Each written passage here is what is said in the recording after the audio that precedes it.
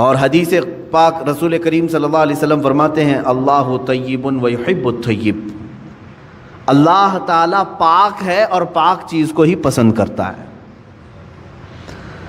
پاک چیز کو وہ زیادہ پسند فرماتا ہے۔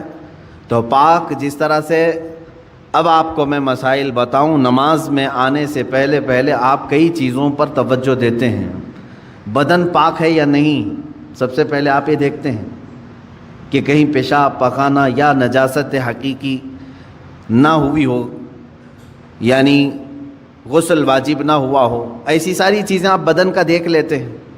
دوسرے نمبر پر آپ جو کپڑے پہنے وہ بھی دیکھتے ہیں کہ کہیں ان کپڑوں پر کوئی نجاست تو نہیں لگی ہے، کپڑے بھی پاک ہیں، بدن بھی پاک ہے۔ پھر جہاں نماز پڑھنے کے لیے کھڑے ہیں وہ جگہ دیکھتے ہیں یہ پاک ہے کہ نہیں ہے، کتنی پاکی کا اہتمام ہے۔ ایک نماز، ایک سجدہ ادا کرنے سے پہلے بدن کا غسل سے ہونا، وضو سے ہونا، کپڑوں کا پاک صاف ہونا، اور پھر اس جگہ کا بھی پاک ہونا ضروری ہے۔ یہ شرائط نماز میں سے ہے۔ اگر ان میں سے کوئی ایک چیز بھی ناپاک رہی تو نماز ہوگی ہی نہیں۔ بدن ناپاک تھا یا کپڑے ناپاک تھے یا وہ جگہ ناپاک تھی جہاں نماز پڑھ رہے ہیں، نماز ہوگی ہی نہیں۔ میرے عزیزو، ہم جب ان چیزوں کا اہتمام کرتے ہیں تو یہ تو ظاہری احکام ہوئے جو شریعت نے ہمارے اوپر رکھے ہیں، اور حدیث پاک میں اللہ تعالیٰ کے حبیب صلی اللہ علیہ وسلم فرماتے ہیں ان اللہ لا ينظر الى صورکم بل الى قلوبکم، اللہ تمہاری صورتوں کی طرف نہیں دیکھتا، تمہارے دلوں کی طرف دیکھتا ہے۔ اب تم مسجد میں آ رہے ہو، بدن بھی پاک کر کے آئے، کپڑے بھی پاک کر کے آئے، اور جگہ بھی پاک ہے جہاں نماز پڑھ رہے ہیں، لیکن جسم کے اندر حرام غذا لے کر کے آئے ہیں، ناپاک چیزیں کھا کر کے آئے ہیں، جس چیز کے اللہ نے اور اس کے رسول نے منع فرمایا وہ چیزیں اپنے جسم کے اندر لے کر کے آئے، تو یوں ہی سمجھ لو میرے عزیزوں کہ اندر کی غلاظت سے آپ نے اپنے آپ کو صاف نہیں کیا، باہر صرف صاف ہو گئے۔ اسی وجہ سے نمازوں کا کما حقہ لطف بھی نہیں مل پاتا، عبادتوں کا وہ ذوق بھی نہیں آ پاتا۔ اس کی وجہ کیا ہے؟ اندر سے یہ خرابی موجود ہے، اوپر سے جتنی لیپا پوتی کر لیں۔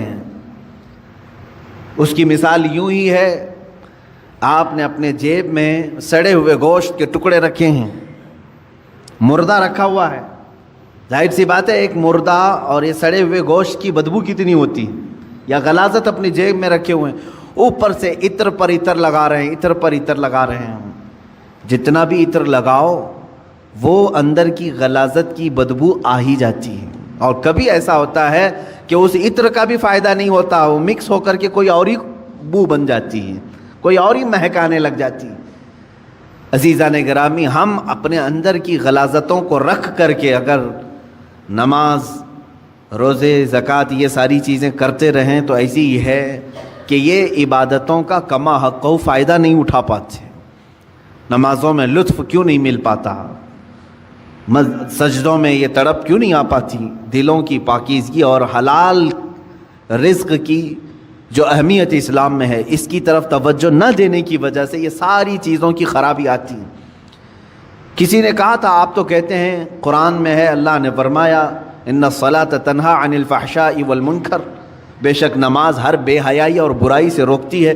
ادھر نماز پڑھ رہا ہے ادھر چپل چوری کر رہا ہے، ادھر نماز پڑھا ادھر فوراً باہر نکلتے ہی اجنبی عورتوں پر نظر ڈال رہا ہے، تو کہاں اس کی نماز نے تو بے حیائی سے اسے روکا ہی نہیں۔ قرآن کہہ رہا ہے نماز بے حیائی سے بچاتی ہے، برائی سے بچاتی ہے۔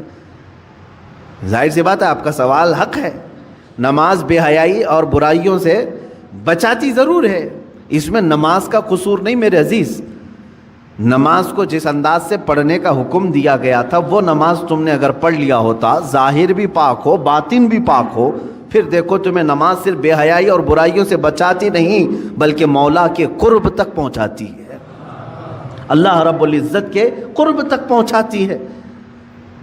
صاف سی بات ہے میرے عزیزو، اللہ کے حبیب صلی اللہ تعالیٰ علیہ وسلم کی ایک حدیث پاک میں ذکر کرتا ہوں آج۔ حضور اکرم صلی اللہ تعالیٰ علیہ وسلم ارشاد فرماتے ہیں، اے میرے صحابہ، ان قریب تم دیکھو گے میری امت پر ایک ایسا زمانہ آئے گا کہ لوگ حلال و حرام کی تمیز بھول جائیں گے، جو ہاتھ میں آیا وہ کھا لیں گے، اور یہ وہ زمانہ ہوگا کہ صبح مومن ہوں گے شام میں کافر ہو جائیں گے، رات کو مومن سوئیں گے، صبح کافر اٹھیں گے. یصبح مؤمنا ویمسی کافرا. یہ وہ زمانہ آ گیا ہے میرے عزیزو، امت کا اکثر حصہ آج حلال و حرام کی تمیز بھول چکا ہے. ایک بات میں آپ کو بتاؤں، اللہ تعالیٰ نے قرآن پاک میں جو ہمارے لیے احکام بیان کیے کہ کون سی چیز تمہارے لیے سوٹیبل ہے، مجھے یہ بتاؤ کہ وہ ہمارا خالق ہے یا نہیں.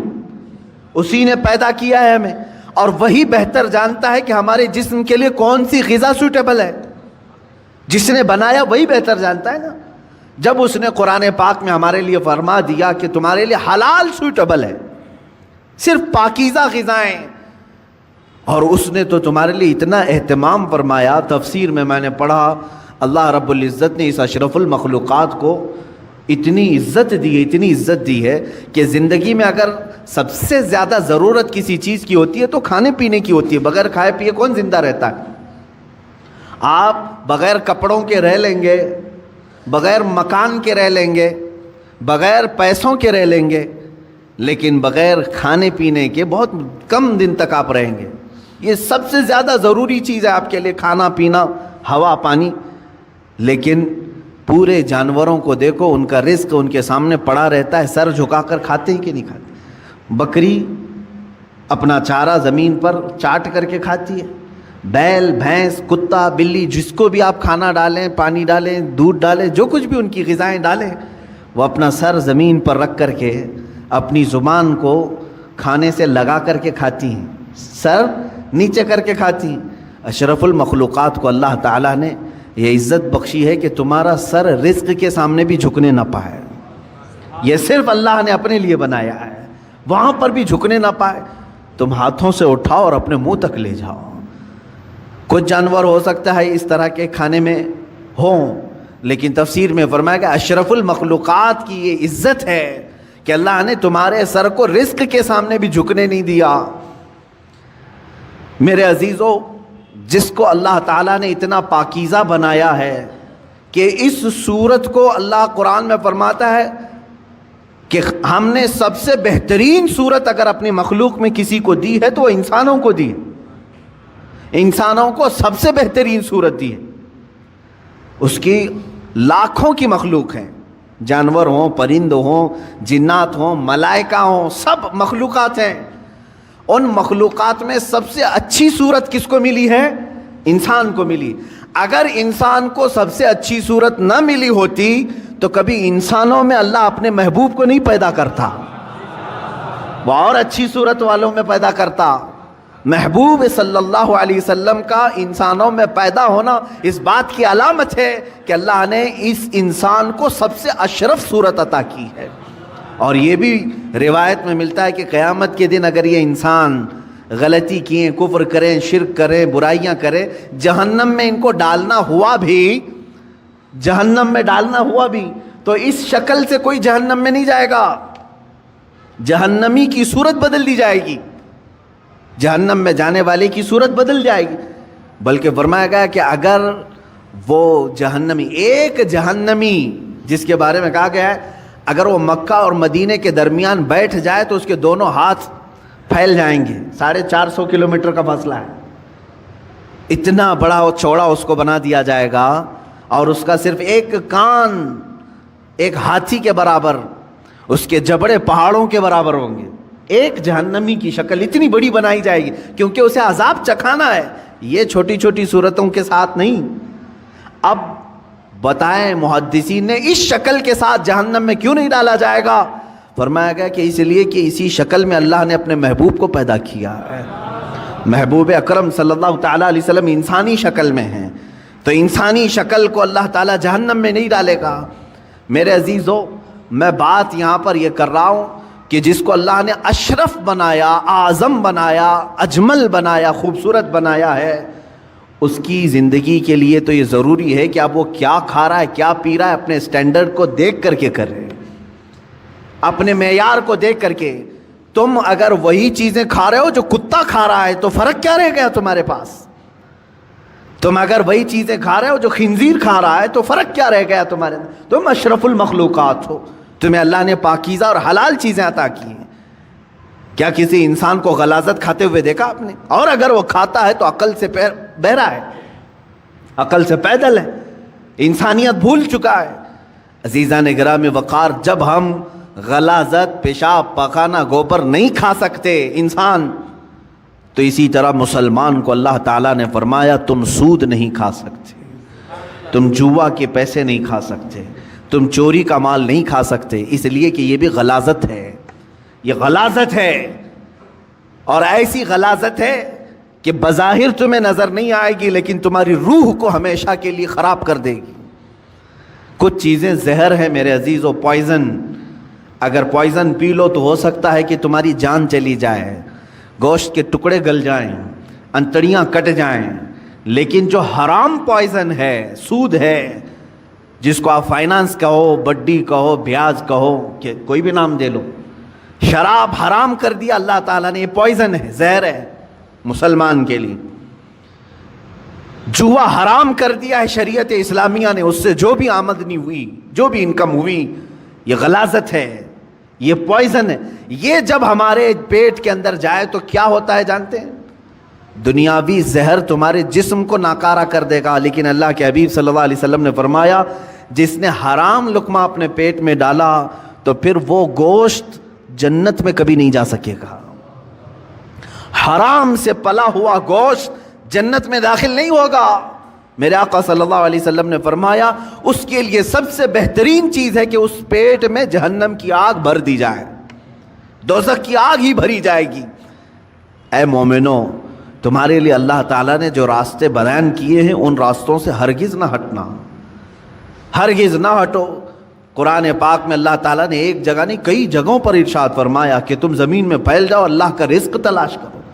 اب میں آپ کو یہاں ایک پریکٹیکلی بات بتا دوں، میں نے جن چیزوں کو منع آپ کے سامنے ابھی منع کے طور پر پیش کیا، چوری ہوئی یہ حرام ہے، سود یہ حرام ہے، جوا یہ حرام ہے، شراب کے پیسے یہ حرام ہے، یہ 4-5 چیزیں میں نے گنائے نا۔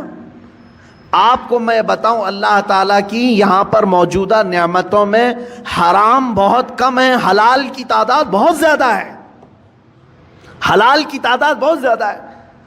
لیکن جس کی روح بیمار ہو، جس کا خاتمہ خراب ہونا ہو، وہ بہت زیادہ حلال کو چھوڑ کر کے چھوٹے سے حرام کے ایک ہی دروازے کو پکڑنے کی کوشش کرتا ہے۔ حلال دروازے دنیا میں 100 کی تعداد میں، تو حرام دروازہ ایک ہی ہے، لیکن داخل اس میں آسانی سے ہونے کی کوشش کرتا ہے بندہ۔ قرآن پاک میں آپ دیکھیں اللہ نے فرمایا حرم الربا، سود کو اللہ نے حرام کر دیا، لیکن اس کے بدل میں کیا کیا حلال ہے، یہ کبھی سوچا آپ نے؟ سود حرام ہے، بڑھا کر کے پیسہ لینا، بیاج یہ حرام ہے، اللہ نے فرما دیا، لیکن کیا اس کے علاوہ کوئی دوسرا راستہ ہے ہی نہیں پیسے کمانے کا؟ اللہ تعالیٰ نے فرمایا تجارت تمہارے لیے حلال ہے، ملازمت تمہارے لیے حلال ہے، کھیتی باڑی تمہارے لیے حلال ہے، نوکری تمہارے لیے حلال ہے۔ تم یہ تمام راستے، ایک سود کو حرام قرار دیا اور کئی راستے حلال کے اللہ نے خود تمہیں بتائے۔ مشارکت ہے، پارٹنرشپ کر لو، مزاربت ہے، نفع میں حصہ داری مقرر کر لو، یہ حلال طریقے بتائیں۔ شراب کو اللہ نے حرام کر دیا تو کیا پوری دنیا کی پینے والی چیزیں سب حرام ہو گئی؟ ایک کو اللہ نے فرمایا حرام ہے شراب، جس سے نشہ ہے، بدلے میں اللہ تعالیٰ نے ہزاروں چیزوں کو رکھا، دودھ پی لو حلال ہے، شربت پی لو حلال ہے، مٹھائیاں کھا لو حلال ہے۔ حلال کی تعداد دنیا میں بہت ہے، حرام کی تعداد کم ہے، لیکن انسان جب شیطانیت پر اتر آتا ہے تو ہزاروں حلال کو چھوڑ کر تھوڑے سے حرام میں ہی جانا پسند کرتا ہے۔ سورہ قیامہ کی آیت ہے، اللہ رب العزت فرماتا بل یرید الانسان لیفجر امامہ، انسان یہ چاہتا ہے کہ اس کے سامنے بے حیائی کی جائے، وہ پسند اسی چیز کو کرتا ہے اکثر۔ تمہیں اللہ تبارک و تعالیٰ نے اگر کسی چیز کو دیکھنے سے منع فرمایا اجنبی عورتوں سے، تو کیا تمہارے لیے کوئی عورت دیکھنا حلال ہی نہیں ہے؟ تمہاری ماں کو دیکھنے پر کعبہ مکرمہ دیکھنے کا ثواب رکھا گیا، تمہاری بہنوں کو دیکھنا تمہارے لیے حلال رکھا گیا ہے، تمہاری بیویوں کو دیکھنا حلال رکھا گیا ہے، بلکہ ثواب بھی رکھا گیا ہے، تمہاری بیٹیوں کو دیکھنا تمہارے لیے حلال رکھا گیا ہے، ثواب بھی رکھا گیا ہے۔ ایک اجنبی خاتون کو دیکھنا حرام اللہ نے فرمایا ہے، تو ایسا نہیں کہ پوری دنیا کی عورتیں تم کو دیکھ نہیں سکتے۔ عزیزان گرامی وقار، حرام کی تعداد کم ہے اور حلال کی تعداد زیادہ ہے، لیکن جس کے اندر جس کا باطن خراب ہو چکا ہو اس کی طبیعت حرام کی طرف ہی مائل ہوتی ہے۔ اللہ کے حبیب صلی اللہ تعالیٰ علیہ وسلم کی ایک حدیث میں سناؤں آپ کو۔ موسیٰ کلیم اللہ علیہ الصلاۃ والتسلیم کوہ طور پر جا رہے تھے، ایک بندے کو آپ نے روتے ہوئے گڑ گڑاتے ہوئے دیکھا، وہ دعا کر رہا تھا، اور کیسے دعا کر رہا تھا، اتنا رو چکا تھا وہ کہ اس کے کپڑے بھیگ چکے تھے آنسوؤں سے، اس کے آنسوؤں سے کپڑے بھیگ چکے تھے، رو رو کر کے زارو قطار وہ دعائیں کر رہا تھا۔ موسیٰ علیہ السلام جلیل القدر پیغمبر ہے، انہیں ترس آ گیا اس پر۔ طور پر جانے کے بعد اللہ کی بارگاہ میں انہوں نے اس کی سفارش کی، اے مولا، وہ بندہ جو کوہ طور کے نیچے بیٹھا ہے تجھ سے اتنی دیر سے مانگ رہا ہے کہ آنسوؤں سے اس کے کپڑے تر ہو گئے ہیں، اس کی دعا سن لے مولا، اس کی دعا قبول کر لے۔ رب تعالیٰ نے فرمایا، اے موسیٰ، مانگتے مانگتے اس کے ہاتھ آسمان کو پہنچ جائیں، روتے روتے وہ مر بھی جائے تو میں اس کی دعا قبول نہیں کروں گا۔ موسیٰ علیہ السلام نے عرض کیا، مولا ایسا اس نے کیا کیا؟ رب تعالیٰ فرماتا ہے کہ اس لیے کہ اس کے بدن پر کپڑے حرام ہیں اور پیٹ میں لقمہ حرام ہے، حرام کا لقمہ اس کے پیٹ میں ہے اور حرام کا لباس اس کے جسم پر ہے، میں اس کی دعا کو اس کی موت تک قبول نہیں کروں گا۔ دعائیں نہیں جاتی ہیں، بار اجابت تک نہیں ٹکرائیں گی۔ دعاؤں کے قبول ہونے کی شرائط کبھی آپ نے پوچھا کسی سے جا کر کے؟ یہ شکایت تو سب کی ہے، بہت دعا کیا، بہت وظیفے پڑھے، اب تک کچھ بھی نہیں اثر ہوا، کچھ بھی نہیں قبول ہوا۔ کبھی اس کے نہ قبول ہونے کے علامات یا شرائط کیا ہیں دعا قبول ہونے کی، یہ آ کر کے کبھی آپ نے پوچھا؟ سب سے پہلی شرط ہے دعاؤں کے قبول ہونے کی، حلال کھائے اور سچ بولے، حلال کھائے اور سچ بولے۔ اللہ کے حبیب صلی اللہ علیہ وسلم نے ایک صحابی کو یہ عمل بتایا، کہا اگر تم چاہتے ہو کہ ہر دعا تمہاری قبول ہو جائے تو مستجاب الدعوات بن جاؤ، تو دو چیزوں کی پابندی کرنا، زبان سے سچ بولنا اور منہ سے حلال لقمے کھانا، پھر کوئی وظیفہ کرو نہ کرو اللہ تمہاری ہر دعا قبول کرے گا، مستجاب الدعوات بنو گے۔ یہاں آج وہ حدیث صادق آ رہی ہے میرے عزیزو، جو اللہ کے حبیب صلی اللہ علیہ وسلم نے فرمایا، اے میرے صحابہ، ان قریب تم دیکھو گے امت پر میرے ایک ایسا زمانہ آئے گا کہ میری امت حلال و حرام کی تمیز بھول جائے گی، ختم کر دے گی۔ وہ زمانہ میں اب آنکھوں سے دیکھ رہا ہوں۔ آج امت مسلمہ کو پوری دنیا نے سودی کاروبار پر لگا کر رکھا ہے۔ حقیقت میں آپ کو بتاؤں، آج یہودیوں کا سب سے بڑا نظام، دجالی نظام، یہ کریڈٹ پر جو چل رہا ہے، سودی بینکوں کا جو نظام انہوں نے پوری دنیا میں متعارف کروایا، پوری دنیا سے انہوں نے حلال کا خاتمہ کرنے کی کوشش کی، اس میں مسلمان بھی ملوث ہو گئے۔ بینکوں کے مسائل الگ ہیں، لیکن تقریباً پوری دنیا کو انہوں نے سود پر لا کر کھڑا کر دیا، سود پر لا کر کھڑا کر دیا۔ اور سود کی نحوست ایسی ہے کہ جو بندہ اس میں ڈوب گیا وہ نحوستوں میں گرفتار ہو گیا۔ اللہ اور اس کے فرشتے اس بندے سے اپنی نظر ہٹا لیتے ہیں جو سود کی بلا میں ملوث ہو جاتا ہے۔ لیا ہے کسی سے، سود پر پیسہ استعمال کر رہا ہے اور بڈی بھر رہا ہے، اللہ تبارک و تعالیٰ اس بندے پر رحم نہیں فرمائے گا۔ لیکن یہ ہے، میں نے پڑھا ہے، سلطان عبد الحمید ثانی رحمۃ اللہ تعالیٰ علیہ، خلافت عثمانیہ کے ایک عظیم سلطان کا نام ہے، خلیفہ کا۔ ایک دن آپ نے اپنے وزیر سے کہا فلاں صاحب ہیں ان کو بلائیے، کوئی دکاندار تھے، تو وزیر نے بلایا، وہ اندر آئے، سلطان نے اپنی جیب سے کچھ پیسے نکالے اور کہا کہ یہ آپ کا پورا ہو گیا، حساب کتاب صاف۔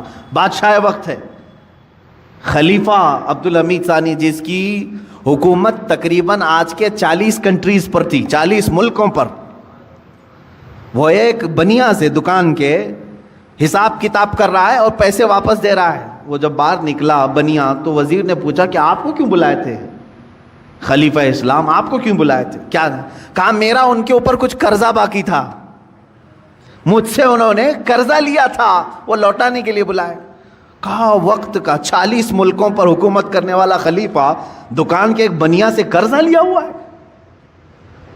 تو انہوں نے کہا ہاں، وہ بسا اوقات مجھ سے لیتے رہتے ہیں. اس کے بعد وہ چلا گیا. اس کی پریشانی بڑھ گئی. وزیر نے آ کر کے پوچھا کہ حضور یہ کیا معاملہ ہے؟ وہ سچ کہہ رہا ہے؟ آپ کو حقیقت میں ایسے چند سکوں کی یا پیسوں کی ضرورت پڑ گئی؟ میرے عزیزوں، سود کے بدلے میں اسلام نے کیا دیا ہے؟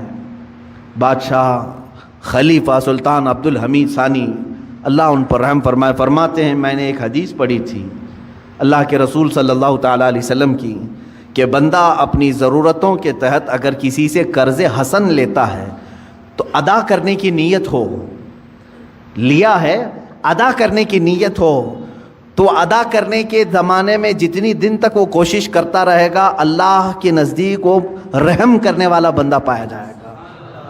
خصوصی نظر اللہ کی اس پر ہوگی کہ یہ بندہ قرض میں ڈوبا ہوا ہے لیکن دینے کی نیت کیا ہوا ہے. میں ہمیشہ اس بنیا سے تھوڑے سے یہ قرض اس لیے لے لیتا ہوں کہ اللہ مجھ پر نظر رکھے، اللہ رب العزت مجھ پر نظر خاص رکھے، کیونکہ اس بندے پر اللہ رحم فرماتا ہے ہاں دینے کی نیت کیا ہو. اور حدیث پاک میں یہ بھی ہے کہ قرض لیا ہے دینے کی نیت سے اور وہ کوشش میں لگ گیا دوسرے ہی دن سے مجھے دینا ہے مجھے دینا ہے، فرمایا اللہ تعالیٰ سارے فرشتوں کو اس کی مدد میں لگاتا ہے کہ اس کے لیے راستے کھول دو، کہیں سے بھی آ جائے اس لیے کہ اس کا بوجھ اتر جائے. اس سے قبل بھی میں نے شاید بتایا ہو اس بات کو. اور جس کی نہ دینے کی نیت ہو، پیسہ لیا ہڑپ گیا، اس کے لیا کھا گیا، قرض ادا کرنے کی نیت نہیں، اس کے لیے بھی سن لو. فرمایا گیا کہ اگر دینے کی نیت نہ ہو تو اللہ تعالیٰ اس پر دروازے بند کرتا ہے، محتاجی پر محتاجی، محتاجی پر محتاجی آئے گی. یہ کبھی نہ سمجھنا کہ اس قرضے کے بعد سب چکتا ہو جائے گا، ان قریب تم دوسرا اس سے بڑا قرضہ کسی اور سے لوگے، اس کے بعد تیسرا کسی اور سے لوگے. اس نحوست میں تمہاری موت آ جائے گی، تمہاری محتاجی نہیں جائے گی.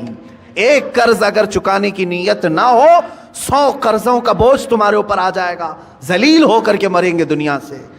قرض ادا کرنے کی اگر نیت نہ ہو تو اس کے لیے وعید ہے. بہرحال میرے عزیزوں، میں رزق حلال کی بات کر رہا ہوں. مسلمان اگر حرام کی طرف جاتا ہے تو یہ اسے زیب نہیں دیتا. جو اللہ اور اس کے رسول صلی اللہ تعالیٰ علیہ وسلم کو دل و جان سے مانتا ہو، اللہ کی بارگاہ میں سجدہ ریز ہوتا ہو اور اللہ کی حمد و ثنا بیان کرتا ہو اپنی زبان سے، اس زبان کو ہرگز یہ زیب نہیں دیتا کہ وہ اپنی زبان سے حرام لقمے اپنے پیٹ میں اتارے، حرام لقمے پیٹ میں اتارے. حضرت عبداللہ بن مبارک رحمۃ اللہ تعالیٰ علیہ فرماتے ہیں کہ نہیں، ان کا ایک واقعہ یوں بیان کیا گیا، جب آپ کا انتقال ہو گیا تو کسی نے آپ کو خواب میں دیکھا، پوچھا اے ابن مبارک اللہ تعالیٰ نے آپ کے ساتھ کیا معاملہ فرمایا؟ فرماتے میں تو بخشا گیا ہوں، لیکن میرے گھر کے سامنے ایک لوہار رہتا تھا، لوہے کا کام کرنے والا، اللہ نے میرے سے زیادہ اسے بلند مرتبہ عطا کیا ہے، مقام اس کا بلند ہو گیا ہے. تو لوگ جنہوں نے خواب میں دیکھا علماء سے کہا کہ ایسے ایسے ہم نے خواب دیکھا، کہا کہ وہ لوہار ہے کہ حقیقت میں؟ کہا ہاں ہے. جا کر کے پوچھا گیا، اس کا بھی انتقال ہو چکا تھا، اس کی بیوی سے پوچھا گیا تیرا شوہر ایسا کیا کرتا تھا؟ کہا اس نے کہ وہ روزانہ اپنے ہاتھوں کی کمائی کھاتا تھا، ہاتھوں سے لوہے کا کام کرتا تھا، خود کی محنت کی کھاتا تھا. اب اگر آپ پوچھ رہے ہیں بہت ساری نیکیاں کیا ہیں، تو مجھے تو ایسی کچھ نظر نہیں آئی. 2 چیزیں تھی اس کی، 2 چیزیں تھیں. کہا کیا؟ ایک تو یہ کہ رات کو تھک کر کے آتا تھا، جب ہم سونے کے لیے تیار ہوتے اپنے گھر میں تو سامنے عبداللہ ابن مبارک کا گھر تھا اور وہ تہجد کے لیے کھڑے ہوتے تھے رات کو. میرا شوہر ہر دن یہ اٹھا کر ہاتھ یہ کہتا اے اللہ کاش مجھے اتنی محنت نہ کر کے رزق زیادہ آ گیا ہوتا تو میں بھی رات بھر تیری عبادت کے لیے کھڑا ہوتا تھا. روزانہ یہی کہتا تھا میرے پاس بھی رزق کی وسعت آ جائے تو میں بھی رات بھر کھڑا ہو جاتا. دوسری چیز ایک یہ تھی اس کی کہ لوہے کو گرم کرتا تھا آگ میں اور ہتھوڑا اٹھاتا تھا، ہتھوڑا اٹھا کر کے پیٹنا ہوتا ہے لوہے کو شکل دینے کے لیے، لیکن جیسے ہی گرم ہو جاتا لوہا اور اس نے ہتھوڑا اٹھایا، اذان کی اگر آواز آ جاتی تو ہتھوڑا پیچھے پھینک دیتا تھا. وہ کہتا اب میرے مولا نے مجھے پکارا ہے، اس کے بعد مارا ہوا ہتھوڑا میرے لیے حلال نہیں ہے. رب تعالیٰ کی پکار کے بعد اگر میں نے ہتھوڑا مارا اور پھر اس سے شکل بنی اور پھر وہ بازار میں بکا، پھر اس کی آمدنی آئی، وہ لوہار کہتا ہے یہ میرے لیے حلال نہیں ہے، میں رب کو چھوڑ کر کے کوئی کمائی نہیں چاہتا۔ میری نظر میں یہی دو چیزیں علماء نے فرمائی، انہی دو چیزوں کی بنیاد پر اس لوہار کو عبداللہ ابن مبارک سے بھی بلند مقام دیا گیا ہے۔ حلال کھاتا تھا، حلال کی فکر کرتا تھا۔ عزیزان گرامی وقار، رزق حلال کے دروازے آج بھی کشادہ ہیں، بہت ہیں، لیکن آج معاشرے کو میں دیکھ رہا ہوں کہ جن کی آج سب سے زیادہ ایکٹیویٹی بڑھی ہوئی ہیں مسلمانوں کی۔ آپ کو معلوم ہے سب سے زیادہ لوٹے کون جاتے ہیں؟ مسلمان لوٹے جاتے ہیں۔ دنیا کو یہ معلوم ہے کہ یہ ایسے ہیں جو محنت کم کرنا چاہتے ہیں اور کمانا زیادہ چاہتے ہیں، ان سے کام کاج زیادہ نہیں ہوتا مسلمانوں سے، تو ان کو راتوں رات بادشاہ بننے کی فکر ہوتی ہے۔ آپ دیکھ لینا جا کر کے، تجزیہ کر لو، لاٹری لگانے میں سب سے زیادہ وہ مسلمان آگے ہوں گے۔ ان کو ایسا لگتا ہے کہ راتوں رات میں کروڑ پتی بن جاؤں گا۔ چیٹ فنڈ کمپنیاں جتنی آتی ہیں اس میں مال مسلمانوں کا لگتا ہے۔ یہ چیٹ فنڈ کمپنیاں آتی ہیں جو لاکھ کو 2 لاکھ بناتی ہیں سال بھر کے بعد، اور دیتی بھی ہیں شروع میں، اور اس کے بعد چند سالوں کے بعد پورا کا پورا مال لے کر کے فرار ہو جاتی ہیں۔ حیدرآباد میں ہوا، بنگلور میں ہوا، ممبئی میں، یہ کنٹینیو چلتے رہتے ہیں۔ میں آپ کو بتاؤں، چیٹ فنڈ کمپنیاں نئی نئی آتی رہیں گی، ان کو پوری ٹریننگ دی جاتی ہے چلانے کی، نئی نئی اسکیمیں لانے کی، اور جو ڈسے ہوئے ہیں مسلمان، اب بھی اگر نئی کمپنی آئے تو پھر جا کے بھریں گے، پھر بھریں گے۔ کیوں؟ حلال کھانے کی جب فکر نہ ہو، محنت کرنے کی جب عادت نہ ہو، تو شیطان اسی طرح سے ان کے ذہن کو ورغلاتا ہے، اور راتوں رات اپنے پورے پیسے لگا کر کے ڈبل چاہتے ہیں۔ یہی تو سود ہے، یہی تو بیاج ہے جو حرام کھانے کی فکر ہے۔ اور آج کرکٹ کی دنیا میں جو پیسے لگائے جا رہے ہیں، اور جان بوجھ کر کے اس زمانے میں مسلمانوں کو، نوجوانوں کو اس میں مبتلا کیا گیا ہے کہ تمہارا مال ختم ہو جائے۔ حیرت کی بات ہے کہ پہلے شرم محسوس کرتے تھے لوگ بیاج کہنے کو، سود کہنے کو، گیمبلنگ کہنے کو، جوا کہنے کو۔ کرکٹ کے نام پر دنیا تمہیں جوئے میں ملوث کر رہی ہے اور تم خوشی سے کھیلے جا رہے ہو۔ یاد رکھو، جس نے جوئے کو دیکھا، جوا بازی کیا نہیں، کھیلا نہیں، دیکھتا رہا، اللہ رب العزت کا عذاب اسے گرفتار کرے گا۔ سب سے بڑا عذاب اللہ کا یہ ہے کہ موت سے پہلے ایمان چھین لیا جائے۔ خطرناک عذاب ہے اللہ کا۔ جوا اللہ رب العزت کی بارگاہ میں ہرگز پسند نہیں۔ انما الخمر والمیسر والانصاب رجس من عمل الشیطان، اللہ فرماتا ہے شیطان کی غلاظتوں میں سے ہے یہ جوا، شیطان کی غلاظتوں میں سے، شیطان کے پخانوں میں سے ہے یہ۔ اتنی غلیظ چیز ہے جس کو آج فخر کے ساتھ کر رہے ہیں، بیٹنگ لگانا، بکنگ کرنا، اور آج کرکٹ کے نام، آئی پی ایل کے نام پر۔ اب یہ دیکھیں، پہلے تو گورنمنٹ میں بھی اس طرح کا جرم سمجھا جاتا تھا نا، بیٹنگ کرنا اور پیسے لگانا، میچ فکسنگ کرنا، یہ سب جرم سمجھا جاتا تھا، بلکہ آج تو یہ ہے کہ اسی نام پر یہ کھیل چل رہے ہیں، اسی نام پر۔ مجھے ہمارے ایک بچے نے کہا کہ اب تو ایپ بنا دیا گیا ہے، ایپلیکیشن، کہ کہیں ادھر ادھر ایجنٹوں کو پیسے دینے کی ضرورت نہیں، ایپلیکیشن بن کر کے آیا ہے، اسی میں آپ پیسے ڈال دو، اور میچ میں جتنے پیسے لگانا ہے لگاؤ۔ شروع میں جو لگاتا ہے اسے لگ کر کے بھی آ جاتے ہیں، اور یہ خوش ہو جاتا ہے نوجوان، میں نے 500 لگایا تھا، 1000 آ گئے میرے پاس۔ اللہ کی پناہ میرے عزیزو، تمہارا ایمان غارت ہو جائے گا، ختم ہو جائے گا۔ یہ میچ فکسنگ کے معاملات، بکنگ، بیٹنگ، یہ پورا کا پورا جوا کھیل رہے ہیں بچے ہمارے ہیں۔ سنو حدیث پاک، میرے آقا صلی اللہ تعالیٰ علیہ وسلم نے فرمایا، جو سود کھایا یا جوا کھیلا، توجہ، جوا کھیلا، میں خالی کرکٹ کی بات نہیں کر رہا ہوں، ہمارے بچے اپنی فٹنس کے لیے بہت سارے کھیل کھیلتے ہیں، میں نے کبھی ان کو نہیں روکا، آپ ورزش کی نیت سے بہت ساری چیزیں، لیکن وہی پیسہ لگا کر کے کھیلا، جوا ہو گیا، جوا ہو گیا، پورا کا پورا جوا ہے، گیمبلنگ ہے۔ حدیث پاک میں ہے، جو جوا کھیل کر کے آیا، سود کا لقمہ کھا کر کے، اگر وہ مسجد میں آ بھی گیا اور وضو کیا، میرے آقا فرماتے ہیں اس نے خنزیر کے خون سے اپنے ہاتھ اور پیروں کو دھویا ہے۔ اس نے اپنے چہرے کو اور اپنے ہاتھوں کو خنزیر کے غلیظ جانور کے خون سے رنگا. اس کا کوئی وضو نہیں ہے, اس کی کوئی نماز نہیں ہے. اے مسلمانوں, کیا تم یہ چاہتے ہو کہ تمہاری عبادتیں منہ پر مار دی جائیں؟ بچوں کو آج مجھے بیدار کرنے کی ضرورت ہے, اس لیے میں نے آج گفتگو کی. اے میرے عزیزو, یہ دنیا جو تماشے دکھا رہی ہے یہ تماشے ہیں. یہ جو دنیا لہو و لعب کی باتیں کر رہی ہے, قرآن نے بہت پہلے فرما دیا انما الحیات الدنیا لہو و لعب. دنیا کی پوری زندگی کھیل کود ہے, تماشا ہے. چند دنوں کے بعد ویرانی آ جائے گی, چند دنوں کے بعد سناٹا ہے. بعض بزرگوں نے یہ فرمایا پوری دنیا کی مثال اسٹیڈیم کی طرح ہے, کھیل کی طرح ہے. پلیئرز آ رہے ہیں, لوگوں کے دیکھنے کی بھیڑ جمع ہے, آوازیں ہو رہی ہیں. کھیل ختم ہوا, ساری سیٹیں خالی, پلیئر بھی چلے گئے, بچا کیا؟ خالی گراؤنڈ. تمہاری زندگی دنیا میں ایسی ہی ہے, تم آئے ہو ہنسی خوشی کھیل کود سب چیزوں میں اپنی زندگی ختم کیے. اچانک ملک الموت کا پنجہ پڑے گا, اور پھر جب تم قبرستان میں لے جائے جاؤ گے تو سارا کا سارا سناٹا ہوگا, کچھ نہیں. اب دنیا کا شور شرابہ کچھ نہیں. وہاں پھر سزا دینے والے فرشتوں کی چنگاڑ سنائی دے سکتی ہے. عزیزان گرامی وقار, ہمارا جب عقیدہ آخرت پر ہے, آخرت پر, مجھے ایک بڑی اچھی بات یاد آتی ہے.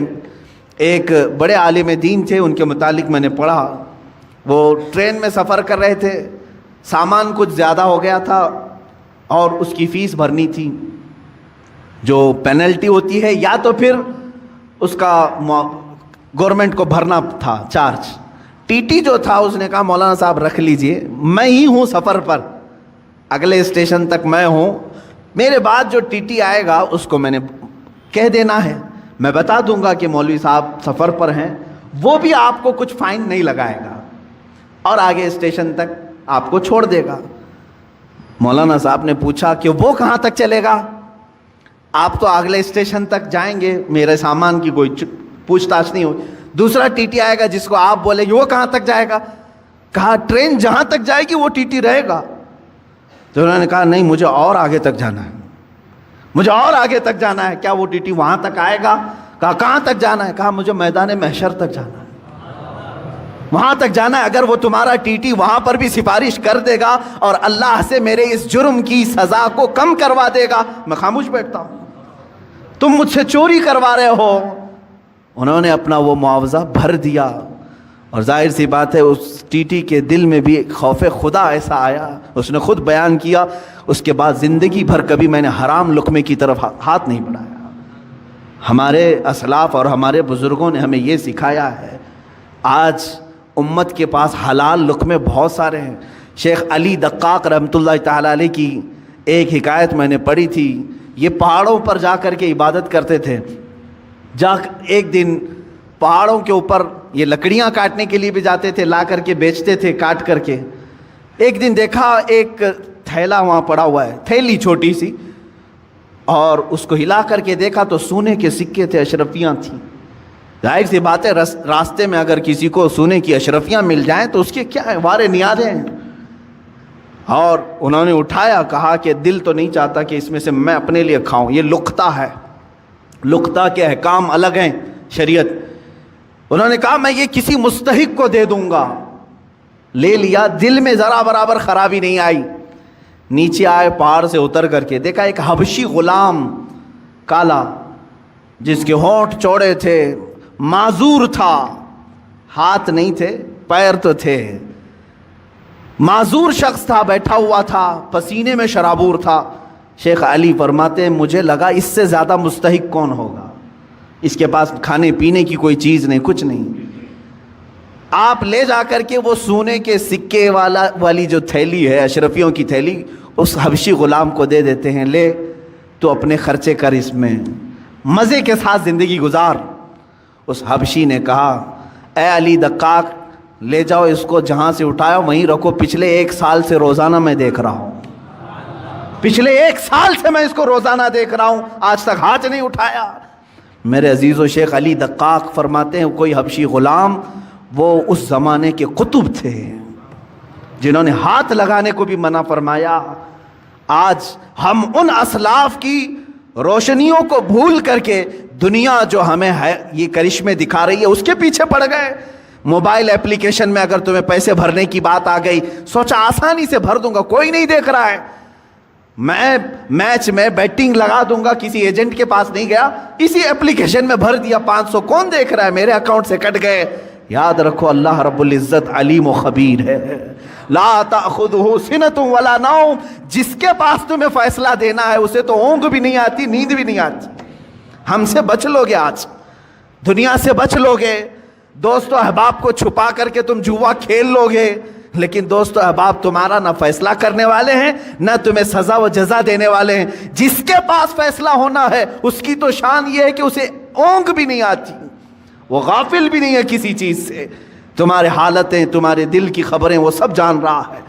تو یاد رکھو جو نوجوان اس آفت اور بلا میں ملوث ہو گئے ان کے لیے میں کہوں گا کہ تمہارے لیے دردناک عذاب ہے, دردناک عذاب ہے. یہ راستہ جو تم نے چنا ہے یہ اسلامی راستہ نہیں ہے.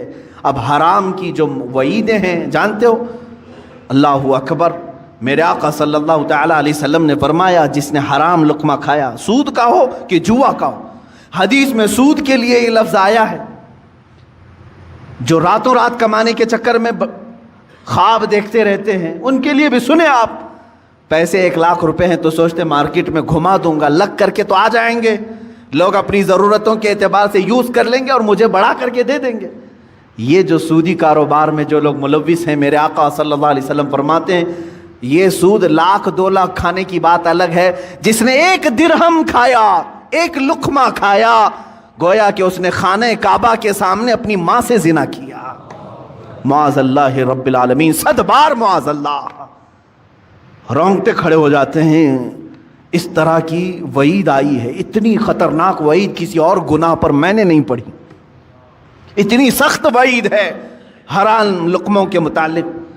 مسلمانوں کو تو ان حالات میں میرے عزیزو اللہ کی بارگاہ میں جواب دینا ہے. ہر نوجوان کو, ہر مرد کو, ہر عورت کو, تمہارے لیے حلال راستے کشادہ ہیں. تم نہیں جانتے کہ اپنے محنت سے کمانے کے متعلق میرے آقا صلی اللہ علیہ وسلم نے کیا فرمایا. فرماتے ہیں اللہ رب العزت کی بارگاہ میں سب سے پسندیدہ عمل کیا ہے.